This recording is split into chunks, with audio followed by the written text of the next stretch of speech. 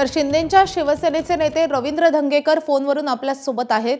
धंगेकरची खरं तर पुण्यातल्या अनेक मोठ्या प्रश्नांना तुम्ही कायमच वाचा फोडत असता, त्या संदर्भात हिरिरीने तुम्ही बोलत असता। पुण्यामधला खूप गंभीर आणि खूप अत्यंत चिंतेचा विषय समोर येतोय।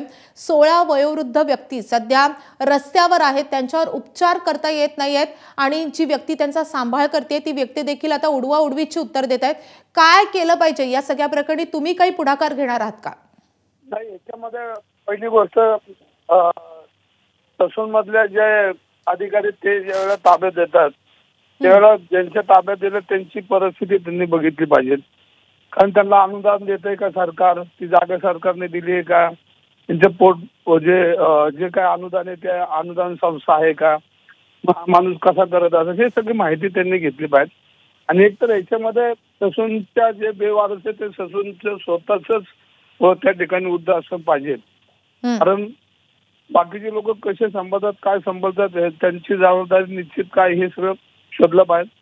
पण मी दादासाहेब गायकवाडचं नाव ऐकलंय, मी ते करतात गोरगरिबांना मदत, आता त्यांची ताकद किती हे सगळं शोधलं पाहिजे। आणि त्यांना जबाबदार धरण्यापेक्षा तर ससूनचे जे अधिकारी त्यांच्या ताब्यात त्यांना जबाबदार धरलं पाहिजे। धंगेकरजी, तुम्ही म्हणता या सगळ्याची जबाबदारी ससून रुग्णालयाची आहे, तुम्ही स्वतः सत्तेमध्ये आहात, सत्तेतल्या पक्षामध्ये आहात, तुम्ही या संदर्भात काही पुढाकार घेणार आहात का? तुम्ही काही या सगळ्या संदर्भात वरिष्ठांशी जाऊन बोलणार आहात का? सरकारच्या मंत्र्यांशी जाऊन बोलणार आहात का? यासाठी काही प्रयत्न कराल का तुम्ही?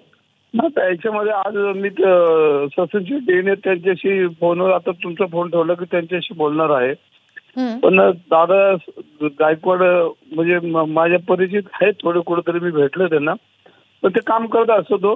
पण त्याला कितपत सरकारचं अनुदान हे असेल तो कुठं आणणार हे सगळं करायला? त्याची प्रामाणिक भावना बी असू शकते, पण तो हे सगळं कुठं करणार? तो बी ससूनमध्ये असतो, मदत करत असतो लोकांना। ती सरकारची जबाबदारी आहे, त्या प्रशासनाची जबाबदारी आहे।